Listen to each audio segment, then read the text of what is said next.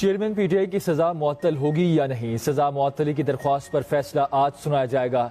Islamabad high court 11 बजे फैसला सुनाएगी।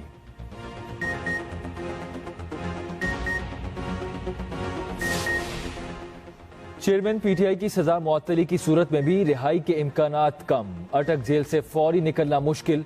Chairman PTI official secret act के तहत एफआईए में दर्ज मुकदमे में बाकायदा गिरफ्तार हैं। रिहाई के लिए साइफर लीक मुकदमे में भी जमानत कराना पड़ेगी।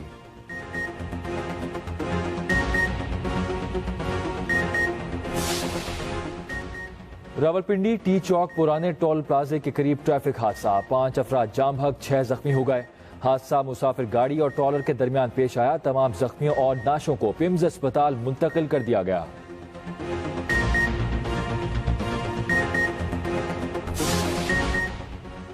दरियाए सतलुज में हेड साइफन के मुकाम पर ऊंचे दर्जे का सैलाब। मुतादिद जमींदार बंद टूटने से 55 मजीद देहात ज़ेर-ए-आब आ गए।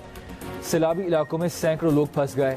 24 घंटों के दौरान 827 लोगों का सैलाब के इलाके से इनखला करते हुए महफूज मकामात पर मुंतकिल किया गया है।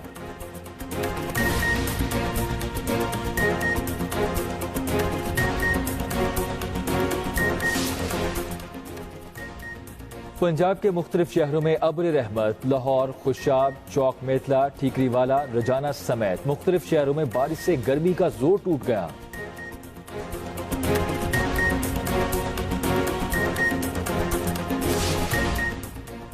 मोटरवे पुलिस ने ईमानदारी की मिसाल कायम कर दी। मोटरवे से मिलने वाला 6 लाख रुपए मालियत का मोबाइल फोन मालिक तक पहुंचा दिया।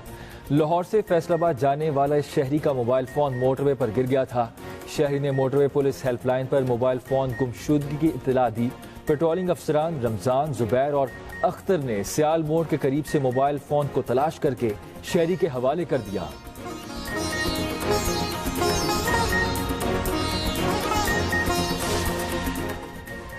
और वर्ल्ड एथलेटिक्स चैंपियनशिप के silver medalist Arshad Nadeem Hungary से पाकिस्तान पहुंच गए।